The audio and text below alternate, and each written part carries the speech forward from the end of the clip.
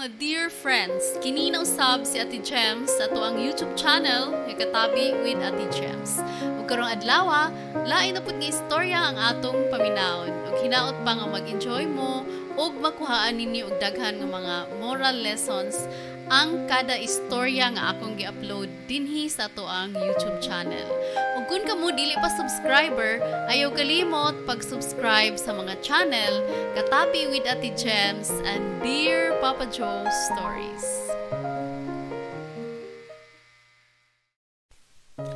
Hello mga ka-YouTube. Siguro nakahinumdum na mo atong istorya sa kababay nga gilait tungod sa sakit sa iyahang panit nga nakuha pa gani niya ni sa iyahang amahan. Ug karon atong sumpayan. Disclaimer lang, dili ni siya fictional. Tinuod yun ni siya nga istorya. Ang mga ngan lang sa karakter ang ato ang giusab. Ug ania ang istorya ni Saul, Part 2 sa Kinsay Makadawat Nako. Mayong adlaw sa ako ang mga followers sa Dear Papa Joe, ang akong YouTube channel. Ang istorya karong adlaw mao ang Part 2 sa istorya ni Saul. Sa nakahinumdum, si Saul dunay sakit sa panit, ang katong gitawag og neurofibromatosis. Medyo nasakitan ang ato ang sender dihang duna kunoy ni comment siyang Part 1 nga story nga usa lang kini ka fictional, dili tinuod. Ako mismo makapamatuod nga tinuod ang istorya o tinuod ang gisuhat tungod kay Friends Me ni Saul sa Facebook. Of course, di niya tinuod pangan nga Saul ang iyahang nga gigamit. Nakachat na nako siya. In fact, the day nga ako ang gi-upload ang iyang story, mao sa ng adlaw nga iyahang natawhan. Very timely kayo sa pag-upload nako sa panahon sa pagsaulog niya siyang birthday, mga kaigsunan. Pero matod pa ni Saul nga gisuwat niya katong iyahang istorya dugay na, maybe 2 years ago, but for some technical reason, wa na ko makit-idayon ang iyang email. In short, wa ta niya na update sa bag-o nga panghitabo sa iyang kinabuhi karon. Kung interesado mo nga makahibaw sa update sa kinabuhi, paminaw na to ang sumpay sa kinabuhi ni Saul. Dear Papa Joe, mayong adlaw nimo og daghang kayong salamat sa pagbasa nimo sa nang part sa akong istorya. Mahug na lang gyud to og part 1 kay nasuwat na to nako dugay na kayo. Lahi na pod ang akong giatubang nga mga uno sa kinabuhi karon, Papa Joe. Pero bisan pa sa kadaghanang problema, laban lang gihapon. Sugdan nako ang part 2 sa akong istorya sa higayon nga nagkasakit ang akong igsuon nga si Ate Ana. Sa akong unang story, wa na ko na detalye pag-ayo. Basta gidiretso lang nako nga namatay ang akong ate. Nadiskubrihan nila nga leukemia ang sakit ni Ate Ana. Pero wa na ko sa ilahan nagpuyo kay naglain naman ko og puyo kauban ang akong bana. Usa ka buntag niadto doon ako nadawat nga text gikan sa akong pagumangkon nga anak ni Ate Ana. Ante, magpa-admit daw si mama sa ospital. Matod pa sa akong pagumangkon nga ako po siyang binantayan, Papa Joe. Kaya ang mga anak ni ate diri man nako nagtubo, kaya ako ang nagbantay nila gikan pa pagkagamay. Bisan pa og bati og tinagdan si Ate Ana nako pero love nako siya. Wa ako magdumot niya sa tanan nga gibuhat niya nako. Nagdali kog adto sa ospital kun diin na-admit si ate. Pero pag-abot nako, nailaing mga tao didto. Doon na siya mga bisita. Imbis malipay si ate nga giduaw nako siya, wa na hinuon ko niya tagda. Siguro nauwaw siguro siya nga mahibaw-an nga igsuon ming duha. Tungod kay hilaw man kayo siya o tinagdan nako, naglingkod na lang pug ko sa daplin. Nagpaabot nga doon na siya isugo nako. Tuod man diha ragyud ko ug wa ko mobiya niya. Usa ka adlaw man pud siya sa mga ospital ug kinahanglan siya nga ibalhin sa mas dako nga ospital. Kun diin pwede nga matambalan siya sa iyahang sakit nga leukemia. Pag-discharge niya ni ate ni pauli siya sa ilang balay. While nangita pa sila og laing private hospital nga kaadmita ni ate. Ako, Papa Joe, wag yung kay kwarta. Pobre lang mi sa kumbana. Nakakita man siguro ka sa among balay kay Facebook friends man ta. Luoy taon kaayo ang pagkabutang pero happy kay mi sa kumbana. Kontento mi ug unsay naa namo, nagminahalay mi, nagsinamtanay ug malinaw ang among pagpuyo. Balik sa akong ate Papa Joe, pagkaugma niya na sayo ko nga niadto silang balay. Nagdala ko og miracle fruit para akong ipainom kang ate. Wa mo ko'y lain nga ika-offer niya ang miracle fruit lang. Pinabukalan og ako untang ipainom niya. Pero pagkakita gyud niya nako, wa na siya malipay. Oh, ngano na amang ka? Matod pa ni Ate Ana. Kuante, di ako kay nakuidang pinabukalan nga miracle fruit. Basin makatabang nini sa imong sakit. Imna niti, tubag ko pa. Pero wa niya imna Papa Joe. Mao nga gibutang na lang nako ibabaw sa lamesa. As usual, hilaw siya tinagdan nako. Makailag yuta og wa ganahe ang tao nato.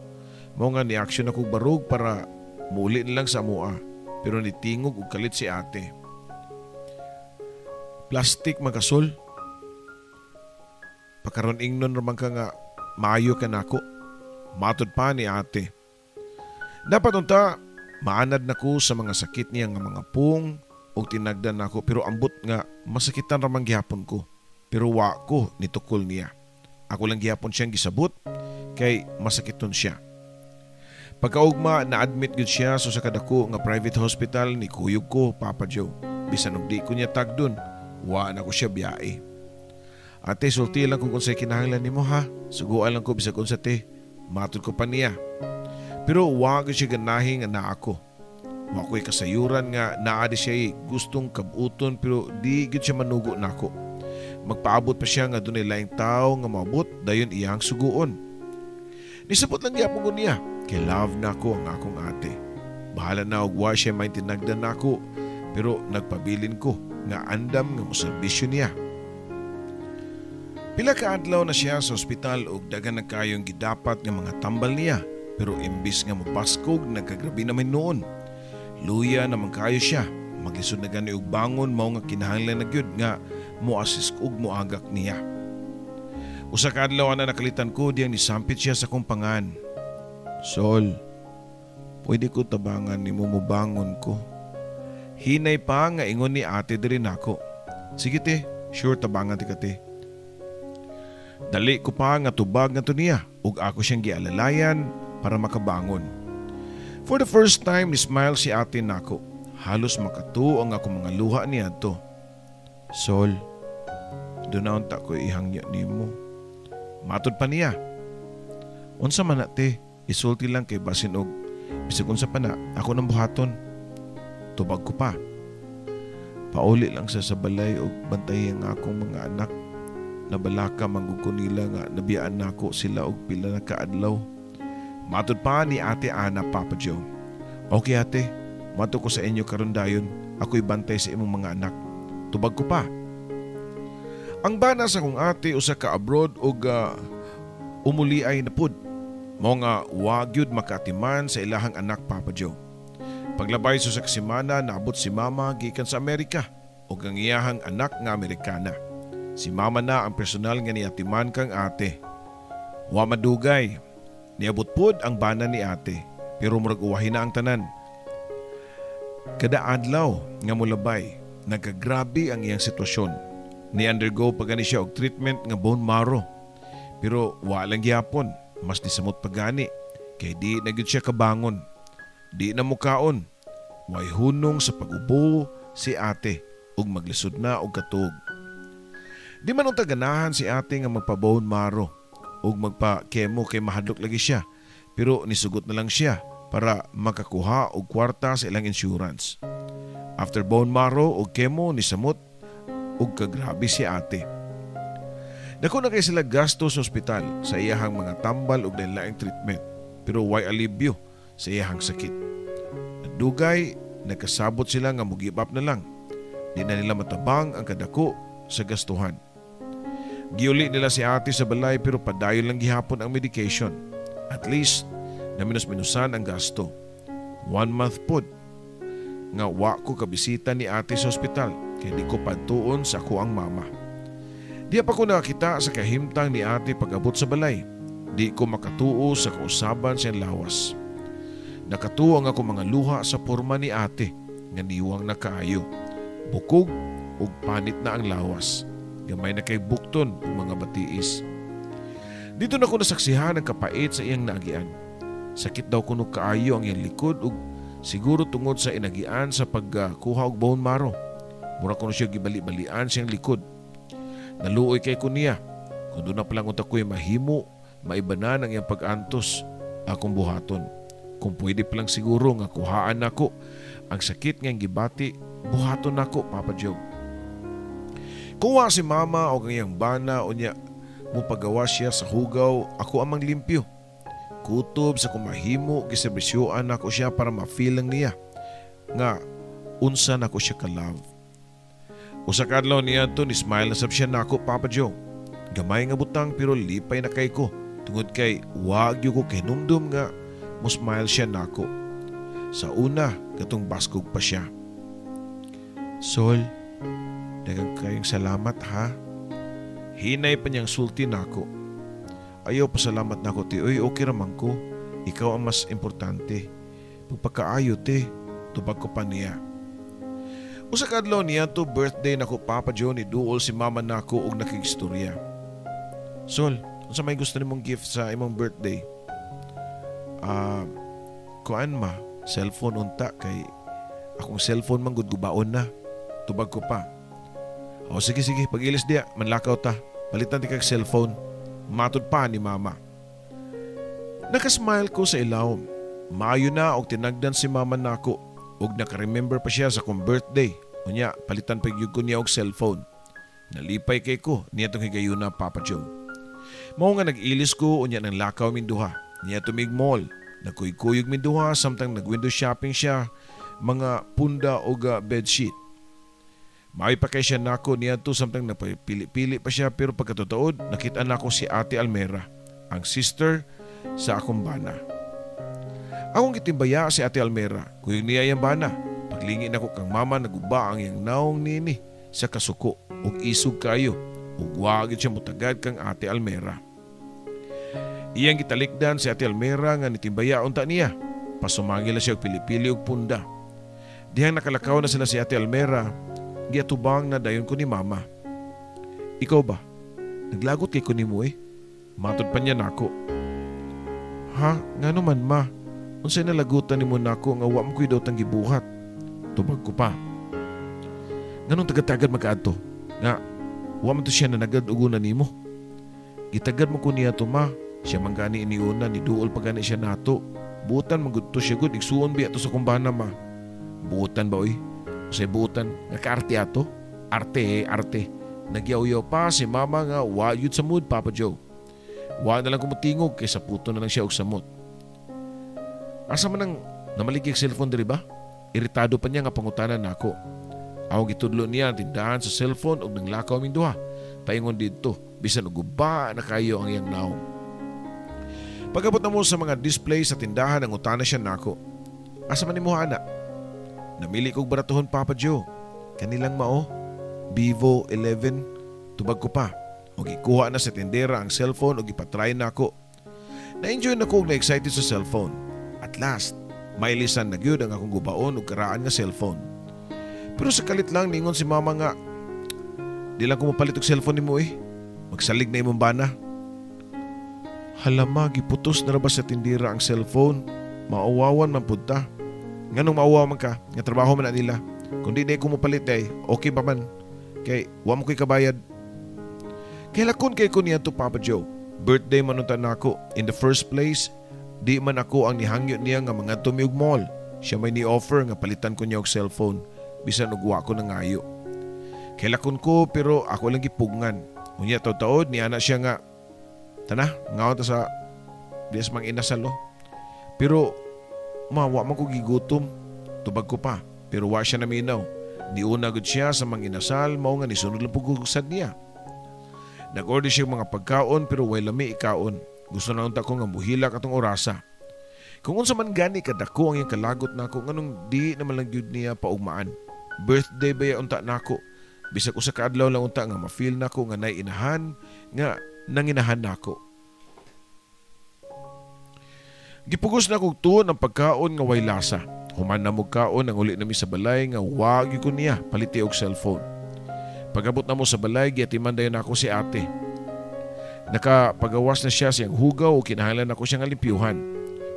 Samtang nang limpyo ko kang ate, gihikap niya ang akong abaga. Happy birthday, Sol. Nismile siya nako nga murag sagol kay lakon. Salamat ha. Tubag pa nako niya. Sol, daghang kayong salamat sa tanan kay kaayo nimo nako ha. Bisan pa sa tanang bati nga gibawas nako nimo pero wa ka nagtukol nako. Maayo kay ka nga pagkatao, Sol. Hinaot po unta nga di pauwahi ang tanan nga mapasaylo ko nimo. Matud pa ni Ate Ana. Okay rati kalimti na lang to tanan. Ikaw ang importante ting nga marang-arang ka. Tubag pa nako niya. Ingnan lang po di mong bana, Sol ha. Nga nangayo po kong sorry niya. Dako po kong sa niya. Matud pa ni ate. Okay ralagi ate. Kung bana pa nga kabuutan ato makasabot ra to Wa man gito siya kasuko ni Muti. Nalipay ko kay okay namin ni ate. Sakit lang paminawon nga kung kanusa grabe na siya og wa nay kasiguraduan kato pa siya ni maayo siyang buot diri nako. Okay nami si ate pero si mama maulang gihapon wa mausab. Nakadungog og syagit ni mama gikan sa kusina og dali ko nga nidagan og giadto nako kay binog naon sa siya. Ma okay ra ka? Pangutana ko pa niya. Di ko okay. Gigutom ko. Ganahan ko mukhaon og cake pero pag abli na ko sa karton bungkag kay cake Kiyon sa man nimo ang cake? Nasuko ka nako no. Unya gipahimungtan nimo ang cake no. Hala, maoy wa man taw ko nasuko nimo. Wa man pud ko manghilabot anang cake. Kay pag abot nako nagatiman man day ko kang ate. Mamakak pa ka nako. Naghilom-hilom lang ka pero deep inside nagdumot ka nako. Nasuko ka nako, di ba Sol? Ipugos ko niya nga nagdumot ko niya Papa Joe. Mao nga wa lang kumutingog Papa Joe kay di gyud ginahan og di sa gyud mahuman. Kanus aman ko niya gipaminaw sad. Sukad sa kong pagkabata ingon ani na siya nako. Dapat unta nga maanad ko. Pero wala man Papa Joe. Masakitan lang gihapon ko. As usual, paubos lang ko pirmi. Dili na unta angay magsaba-samba si mama kay naay masakiton sa mong balay. Paglabay sa pat kaadlaw naglisod na o ginhawa si ate. Nihangyo siya nga magpadala sa ospital kay gusto pa siya nga moginhawa. Mao nga nitawag silang ambulansya o gidala nila si ate. Kuyog si mama o gambana ni ate. Ako ang nagpabilin sa balay para magatiman sa tulo ka mga bata. Pagkabuntag, ni Ana, nakadawat kong chat gikan sa bana ni Ate Ana. Wala na si ate nimo. Nakaila ko Papa Joe. Kung kanusa okay na mi gikuha na hinuon siya sa Ginoo. Bisan pa og yaw-yawan siya nako. Sige akong kasaba og iya kong ikauwaw pirmi pero lab nako siya. Di ko mag-antos og pagpakailaw og atiman sa iyahang mga anak. Atiman niya kundi pa nako siya. Lab isip igsuon. Samtang naghilak ko, kalit nga ni Bagting ang telepono gawang gitubag pero igora ni Kasa ang pikas linya og way ni tingog. O pagkatataod, ni ring na sa nagbalik o gitubag lang gyapon nako. Pero maulang gyapon nagkasakasara ang pikas linya. Ni busy dayon ang phone Papa Joe. Nalingbawat akong balahibo. Di ba ka to si Ate Ana? Basin, iyatong espiritu ang gusto makiistorya namo nga nahabilin sa balay. Gihaya si Ate Ana og pila ka adlaw unya gipalubong og human sa lubong ni Ate Ana niuli nako sa amo Papa Joe. Kay doon na biya ko'y bana o anak nga ako pod nga napasagdan. Pag-abot nako sa mua wa madugay niabot si mama nga nisunod di ay siya nako.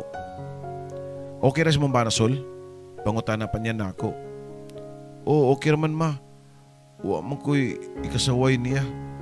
Gikan sa una hangtod karon pinangga man kay ko anak niya. Tubag ko pa. Karon lang na.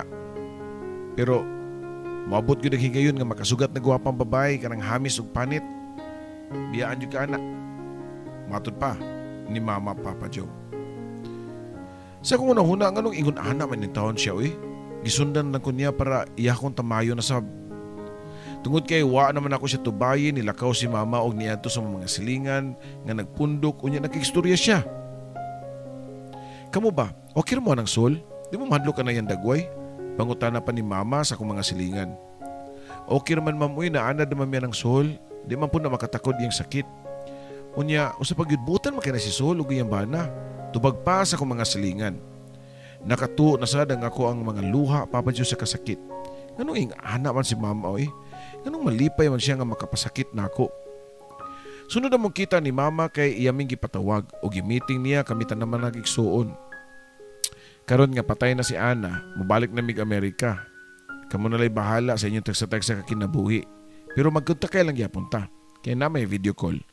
Matod pa ni mama namo. Ikaw Sol, ika na lay babae, i-open lang na pirmi mong messenger ha kay manawag ko. Wa naman si Ana, ikaw na musunod sa imong ate. Matod pa niya. Musunod og mamatay ma? Pangutana pa, nako niya. Dili uy, sunod ba nga fokusan nako ba? Tabangan nako, tubag pa ni mama. Di ko makasabot sa kong inahan kay usahay, mo aksyon si kamaayon nako pero mukalit lang pud kalami. Gituman niya yung gisulti nako, magtawagan na siya nako dihang nakabalik na siya og Amerika. Sige na siya video call nako. Sa una medyo okay siya pero ini katotoo manaway na siya nako. Nisamot kuno ko kabati ang naong, nidagan kuno kayo ang akong butoy-butoy sa lawas. Ug sa naong, niwang na kuno kay ko. Biyaan na kuno ko sa kumbana kong makita og laing gwapa nga babae, labi na og hamis.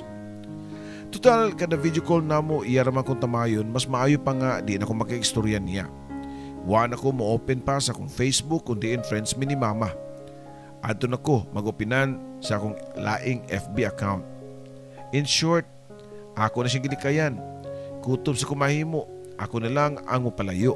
Kay grabe manggod kay siya makatunob ug makabiyay-biyay nako nga murag dili tao ang iyang pananaw ug murag dili niya anak. Tumang kay ubos ang akong gibati niya tuog nakahukom na lang ko nga di nagyud ko makikomunicate ni mama. Tungod kay di naman ko makontak sa FB nangita siyang paagi nga magkastorya mi sa laing phone. Di kausa nga nagkastorya mi ug ako lang siyang giunhandaan. Nganong grabe man kay ka makapanaway nako ma. Mura man ko og di nimo anak. Tao ba ako? Masakitan ba ako? Nasakitan na kay ko isukad pa sa una. Nagantos na ko sa mga tinanawan sa ubang taon nako nga murag nakakita og laing tagalaing planeta. Nya, ikaw pa nga inahan nako, ikaw pa man unta ang mo encourage nako para mutaas akong self-confidence pero wala. Ikaw pa may naguna-una og tamay nako. Na-off na ko ang telepono ug wa na si mama sa pikas linya. Nakahilak ko. Nganong ako pa man ang nagkasakit nga sama ani. Di na ko kagustuhan baya nga moturok ni siya sa kumpanit. Sa makadaghan nga higayon, gusto na lang unta ko nga maghikog. Sa una pa, pero dihang niabot ang akong bana o anak nga nagmahal nako, nakabaton ko og value sa akong pagkatao. Ang akong bana o anak, ang hinungdan nga nung padayon ko sa pagpakabuhi, Papa Joe. Nitawag na sa usab si mama. So di nakapasulti Sol, putlo na nimo atong komunikasyon. Dili man sa ingon ana ma, mulaylo lang ko sa ko ang paki-video call nimo. Sorry lang kay ma ha. Ayaw sabta nga wa na ko'y respeto nimo. Naagihapon, pero mas maayo manggod na lang nga di ta magistorya kay puros na maghihapon kasaway nako. Mura man na isulti nimo nako. Ug mao to Papa Joe, wa nagyud ko mag-online. Pila ka buwan ug wa na ka-kontak si mama nako. Usa ka adlaw na na-shock me sa akong pagumangkon ug na-shock ko sa iyang gisulti nako. Nag-uulbaya kayo si Lola nga wa nakatawag nimo auntie. Ganahan ta siya maki-video call nimo. Ha, mao ba? Sure ka nga nisulti siya ana? Pangutana ko pa sa akong pagumangkon. O lagi auntie, chatiyon niya siya para malipay. Pag-uli na ko sa mambalay, gi-open dayon nako akong Facebook. Dagan kay mga messages si mama nga wa na ko nabasa. Nakita siguro niya nga nag-online ko, ni-chat din siya nako. Sol, may kay nag-online ka, pwede ko mo tawag? Og nanawag si mama nako gaong gitubag. Hay, salamat Sol, gitubag yun nimo. Kumusta naman ka? Kumusta imong bana og ang akong apo?